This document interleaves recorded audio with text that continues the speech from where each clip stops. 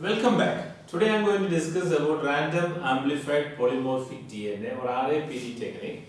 This is a polymorphic marker for the genetic studies. This is a PCR based technique where the PCR amplification is random.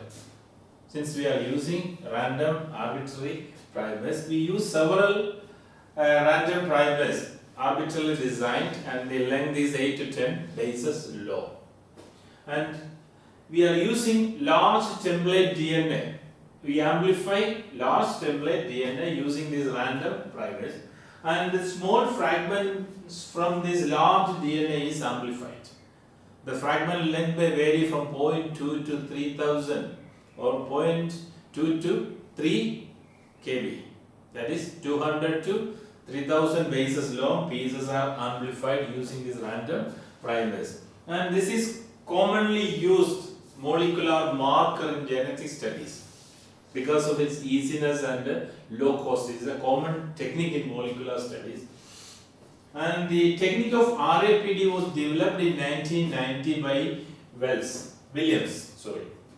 The technique of RAPD was developed by 1990 by Williams, and same technique, a similar technique, was developed by another two scientists named Welch and McClelland, same year 1990, and which is called arbitrarily primed PCR, AP-PCR.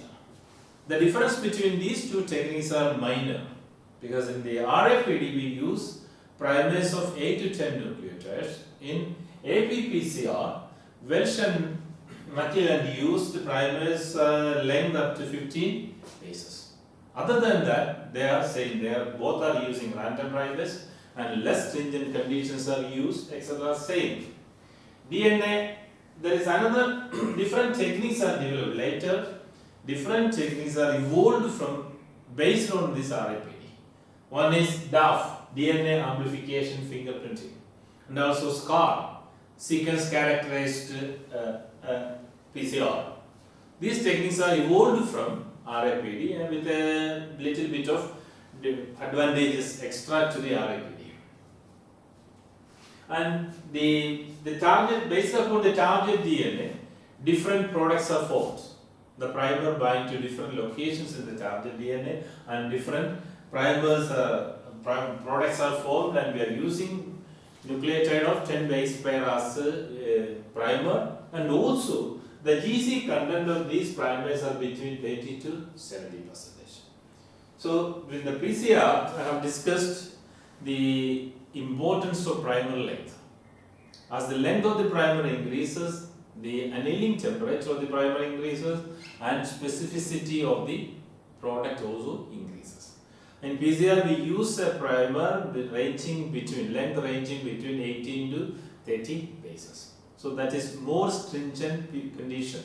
The product formation is more specific. But here, the primers are quite short in length. This 8 to 10 bases long. And the GC content variation. In PCR, we used 50 to 55% GC content normally. As I explained there, that is, and the GC content increases, the melting temperature of this primer increases. As a result, the annealing temperature also increases. Higher annealing temperature ensures lack of or absence of non-specific primer binding or non-specific products. Here, the GC content has quite variations, 30 to 70%. And we have observed that as the GC content increases, we are getting a better RAPD fingerprint. But sometimes, for getting more products, more area to be covered, we have to use primers of low GC content, up to 30% lower. So, GC content will be decided based upon our intention or aim. Now, this is a picture showing the primer length and specificity. Here you can see that when the primer length is short, it can bind at more than one places in the genome. As the primer length increases, the binding places decreases. The specificity, the sequence or the primer specificity become more. It will be binding only one area. So here, that is why here we are using short primers, short length primers, because we are not designing the primer specific to a particular sequence. General primers, arbitrary primers are designed. So the primer, the PCR product formed in RAPD depend upon one, the genome which we are using. So the primer genome pair. So with each genome, a particular primer will bind at certain areas. So that will decide how many products are formed. And also the space between them. Because even though we are using a single primer in an RAPD reaction, this single primer binds at multiple locations in the genome. So these locations, this binding may be in such a relation that the 3' ends of the primers face each other. Then a product will be formed. And these primers can be binding at a different distance. Depending upon the distance, as the distance between the primer increases, the length of the product also increases. And this picture is showing that.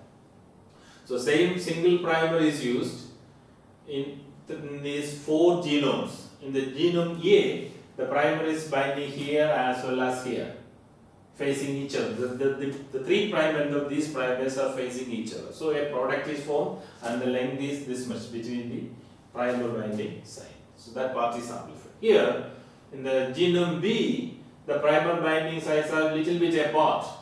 So the same primer, but in the genome B, it is binding an area which is apart from compared to the genome A. So a longer product is formed. In C, they are binding further apart. So further longer product is formed. So the area where these primers are binding, the distance between the 2 primers used for a single product, as the distance increases, the product size also increases. Here in the case of D, what happens is, the second binding site is mutated. As a result, the primer cannot bind there and a product will not be formed. With the single primer binding, a product will not get a product, because this single primer, if it needs to produce a product, it has to amplify the whole genome. So we are giving a short period of time for the product to extend. As a result, no product formation will happen if only single primer is bound. So this decides the nature of the product formed. So a single primer can amplify a short distance in a genome, depending upon the primer and sequence. Or you can use more than one primers in multiple reactions. We set up the reaction separately with each primer, and you can cover the whole length of the genome. Or using a single primer, you can make multiple product and cover different areas of the same genome. That option is there. That depends upon the primer and the genome sequence you are choosing. And these primers are arbitrary primers. They are not designed specific to a particular genome, and they are of short length. So the same primer can bind. You can find complementary areas in different genomes. So the same primer can be used with a different genome, different genetic material from different organism. But most of the time we use related organism. But we can also amplify unrelated genome from the unrelated organisms. Most of the RAPD markers are inherited following Mendel's principles. So that's another advantage, so that we can relate them genetically using these primers. They follow the Mendel's inheritance. So you run a PCR, you take a primer, you take the genome, run a PCR. You get different fragments amplified. Then you separate the fragments using an agarose gel. Agarose gel of 1.5 to 2% is used.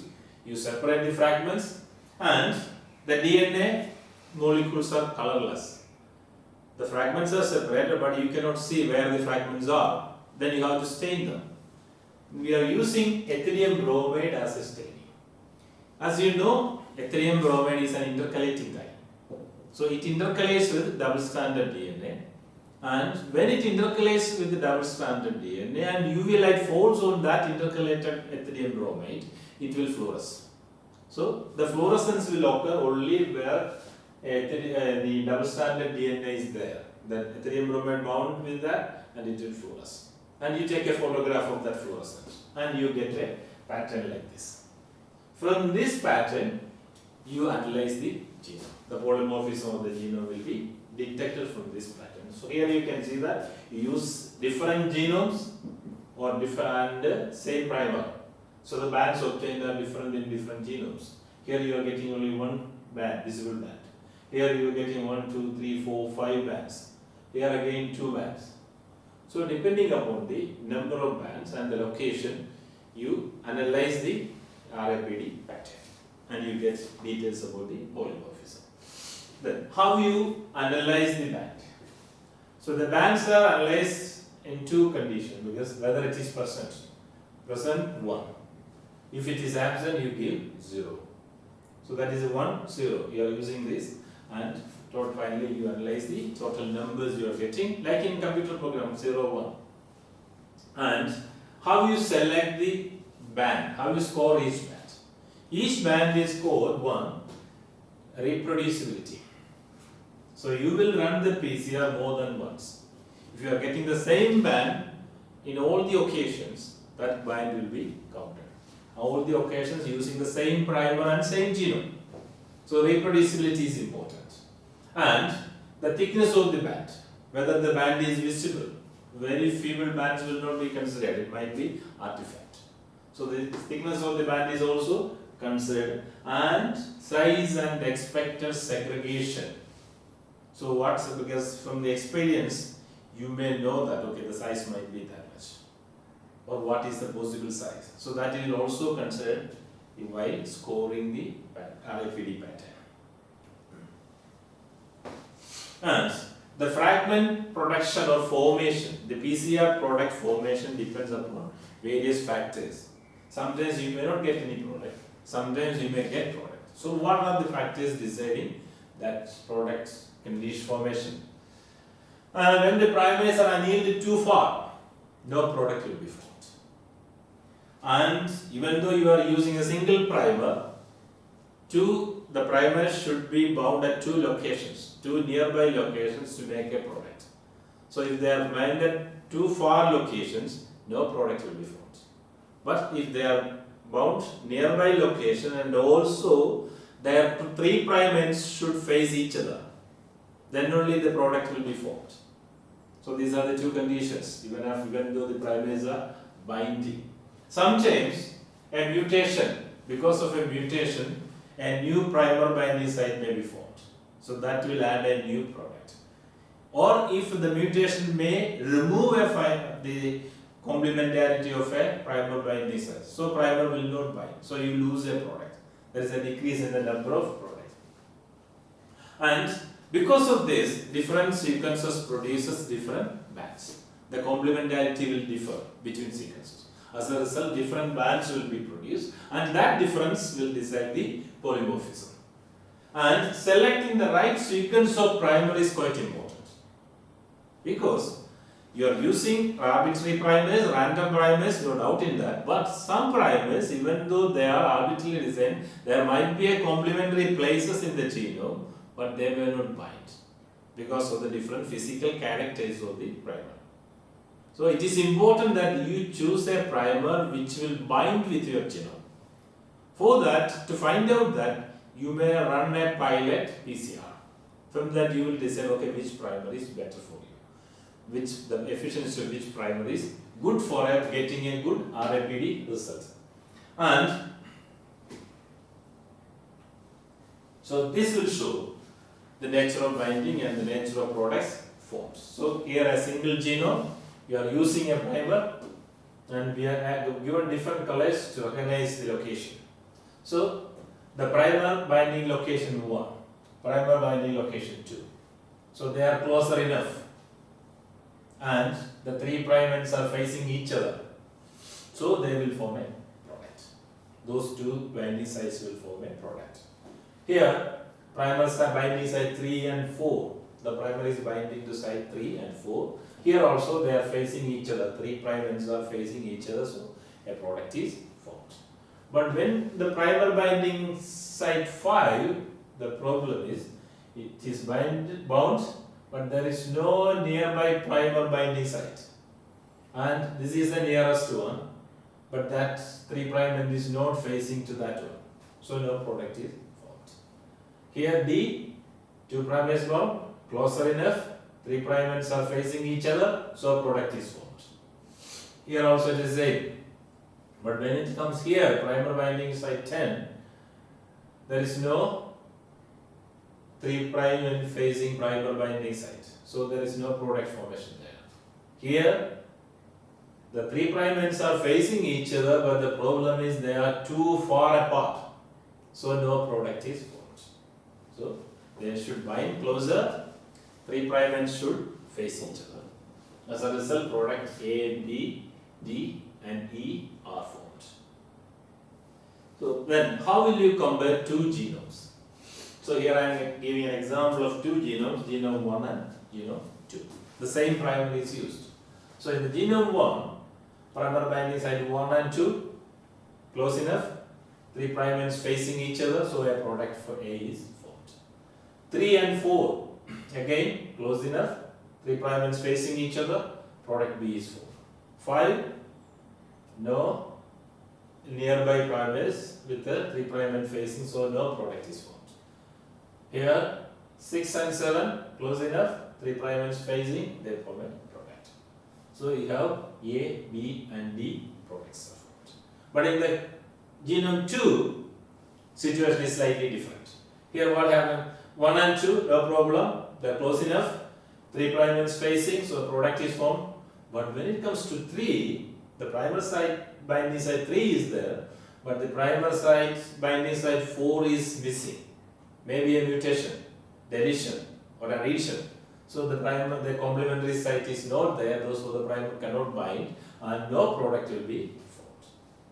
But when in the case of primer site 5, a new site came, maybe mutation, addition, deletion or something else. So that because of that primer bind here and the 3' ends of both these primers are facing each other and the product C is formed.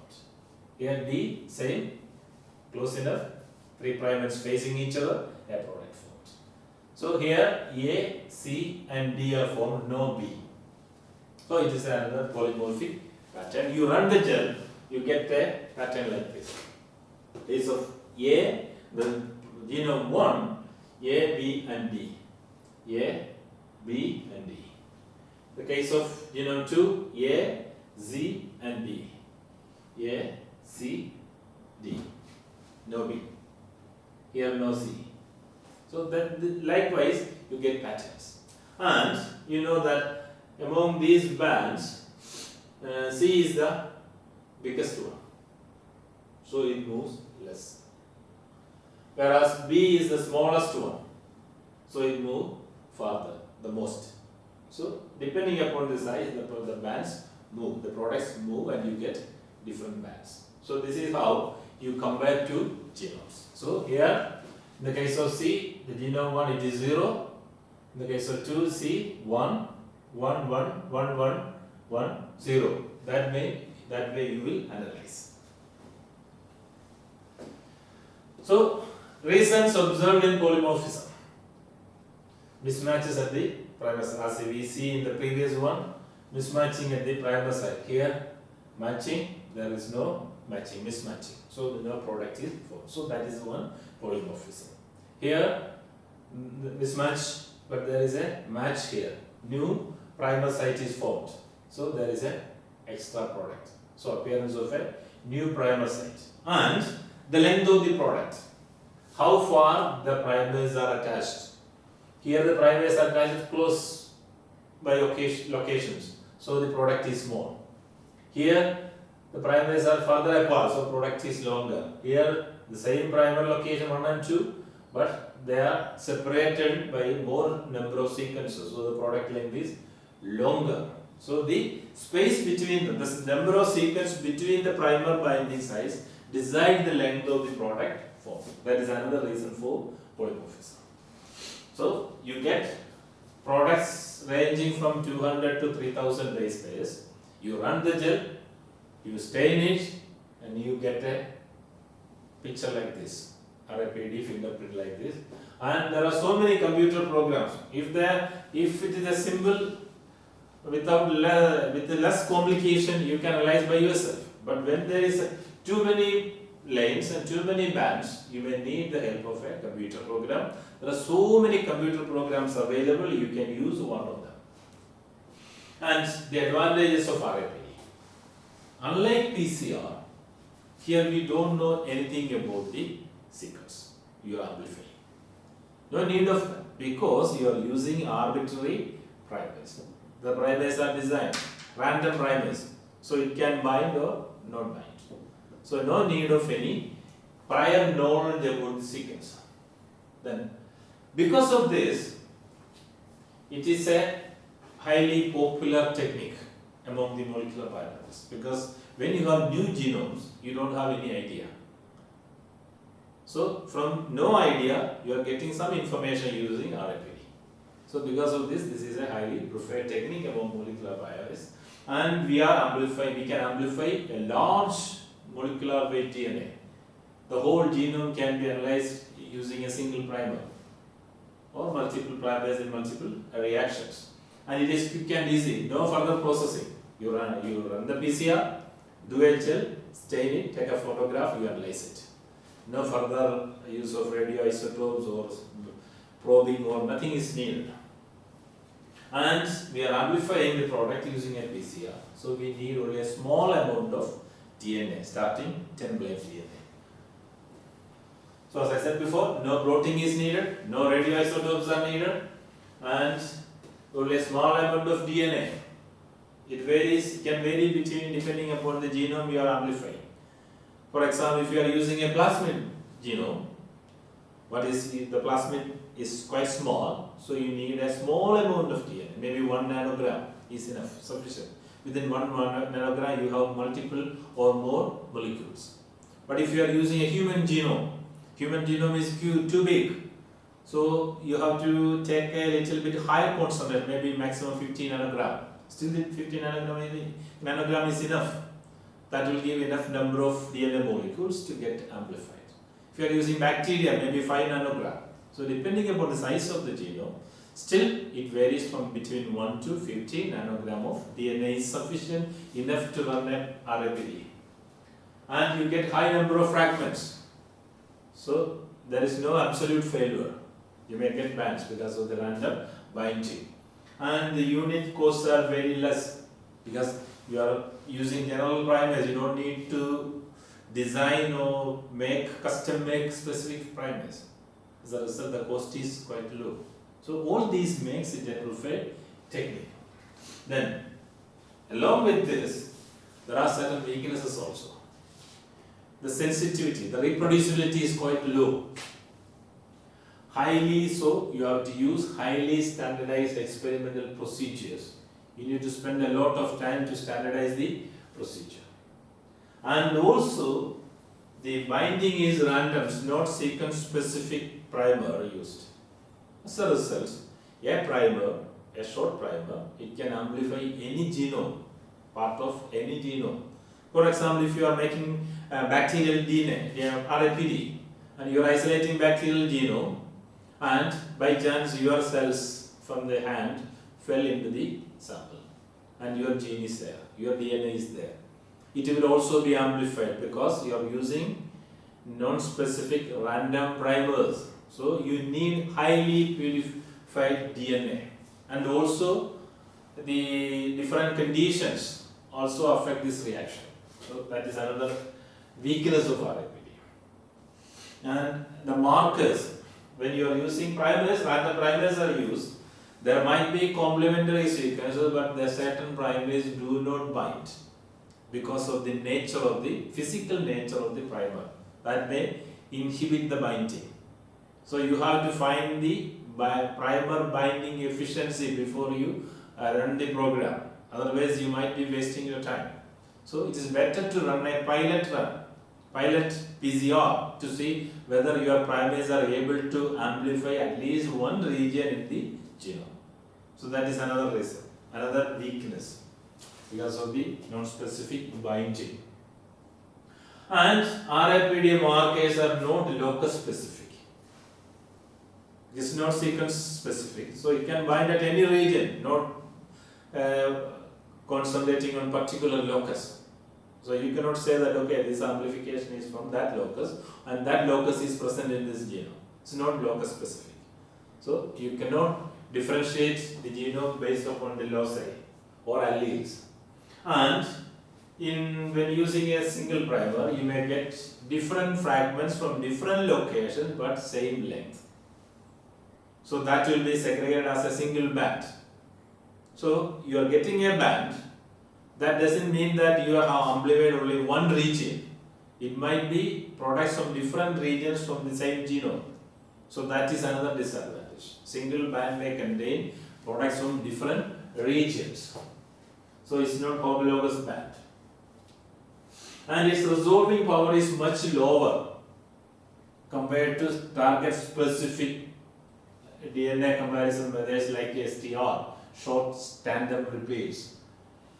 And nearly all RAPD markers are dominant markers. So you are getting a band. You cannot say whether it is homozygous or heterozygous. In both conditions, since it is a dominant marker, the product will be formed. So differentiation between heterozygous and homozygosity is not possible because RAPD markers are dominant markers. And codominance, when there is codominance, you may get two bands with the different sizes, but from the same locus. So that is a difficult situation. You got two bands of different size, but they both came from the same locus. So because of the codominance. So you cannot differentiate between the loci, or you cannot say that since the bands are different size, they are from different loci. You cannot say that.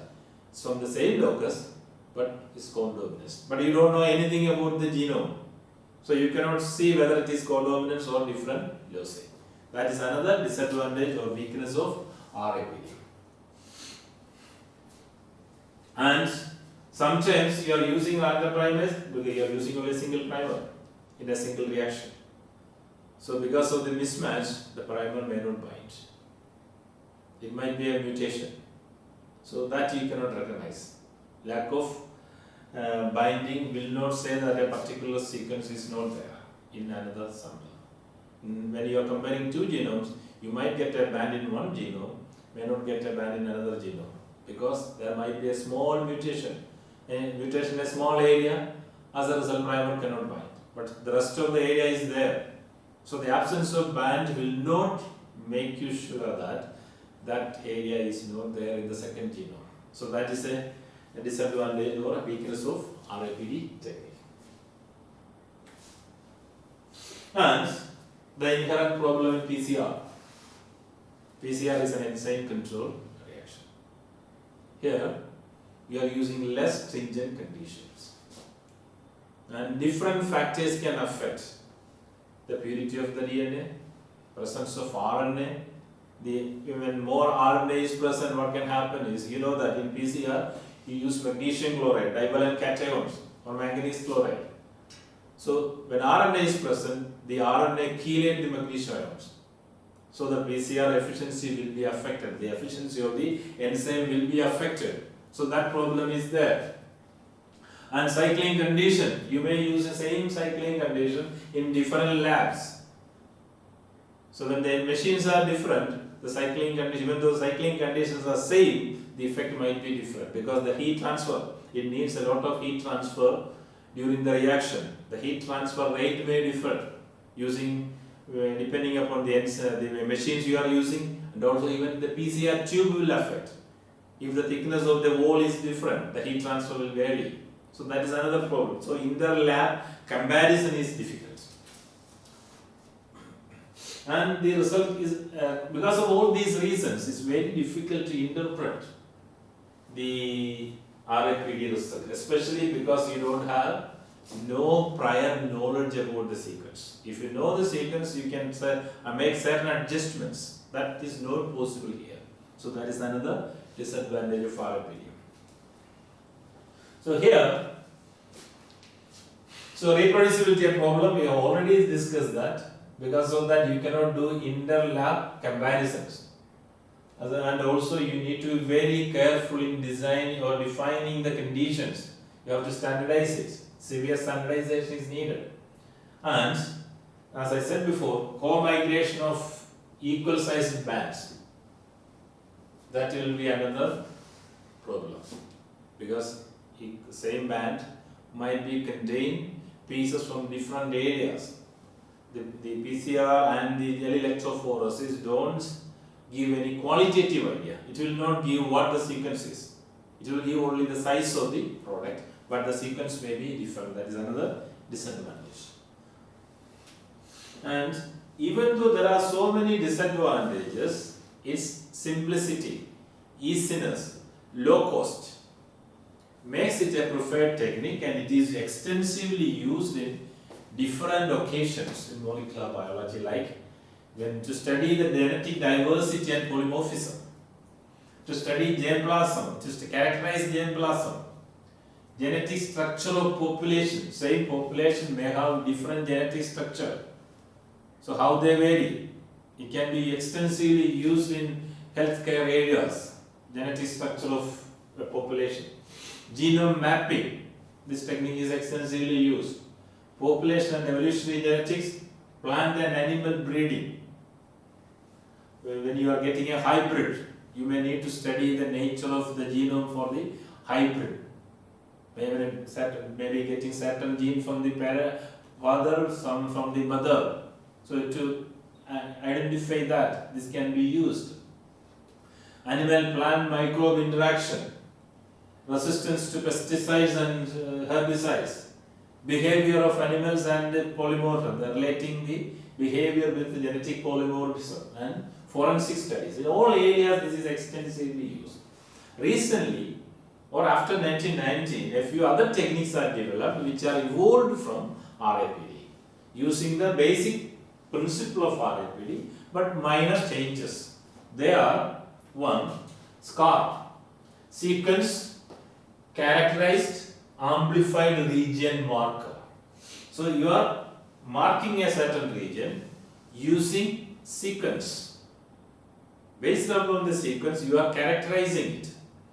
So RAPD, but there is a sequencing process and a characterization process. That is called sequence characterized amplified region marker, SCAR. So you run the RAPD, you get the bands like this, you isolate each of these bands, and you clone each of those bands onto a separate plasmids, and you sequence them. So cloning is involved, sequencing is involved. Once you know the sequence, you design a longer primer using the known sequence and run the PCR and decide the sequence characters and find the quality of the region. So that is it.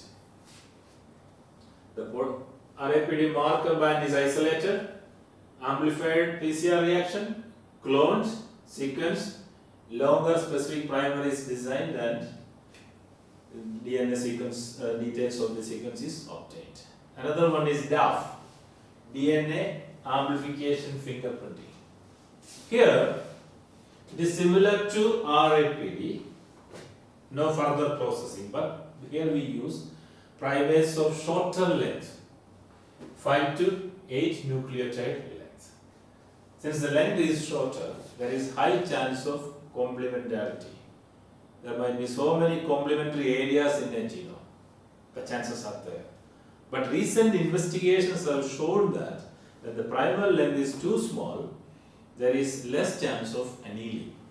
Because when the primal length is shorter, what happens is to the melting temperature will also be lower. So the primer can easily melt away from the genome. So the binding may be reduced.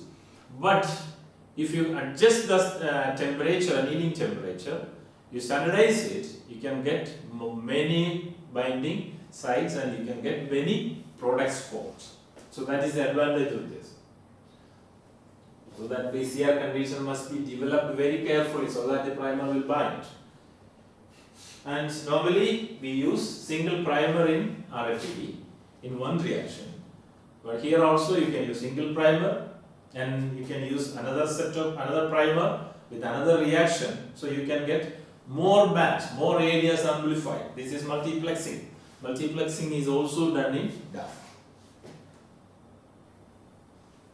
So, because of the small size of the primer, you get a number of bands, number of products. So, it's a complex banding pattern. So many bands will be obtained. Each product will give a single band. So, analyzing it is quite difficult. And separation of these bands. Since there are many bands, the size difference between them might be very small. So, they need to be precisely separated. For that, you use polyacrylamide gel instead of agarose gel. Polyacrylamide gel of 5 to 10%. And more precise staining method is needed. So because of that we use silver staining here. So that is a change from RAPD. So you are using polyacrylamide gel of 5 to 10% and the staining method is changed from ethylene bromide to silver staining. And you are using low stringency amplification conditions. And primers bind arbitrarily at multiple binding sites on the template and initiate DNA synthesis, and you get a number of products. And unlike SCAR, there is no sequencing, no cloning. So it's a simple technique as RAPD. So this can be extensively used in assess genetic variation, studying genetic variation and also identify genotypes, segregation and linkage analysis. On all these occasions, this DAF can be used. And another difference from RAPD is here we use a higher primer template ratio. Primer concentration will be higher because here you are expecting more products, more number of products. For one product, one molecule, you need 2 primer molecules. So as the product increases, you may need more molecules per product. As a result, you use more. The concentration of the primer will be higher. So you need to standardize it. And the product number is also higher. 30 to 40 products are formed from each genome with a single primer. And like RAPD, this is also quite different from normal conventional PCR. These are the differences between the PCR and DAF.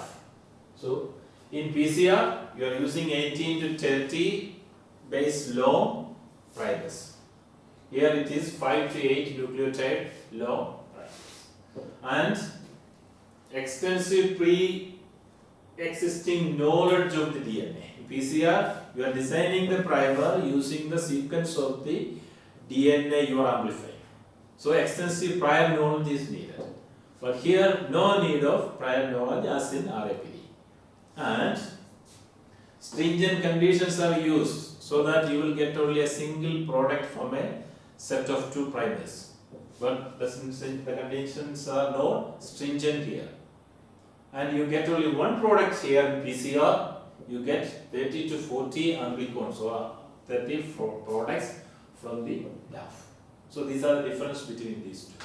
So these techniques, RAPD, SCAR, DAF, they are simple techniques, easy to use, though they have so many disadvantages or weaknesses. Because of these qualities, simplicity, easiness, low cost, makes them preferred techniques in molecular biology. You can get primary data from any genome at a short period of time and a very limited cost.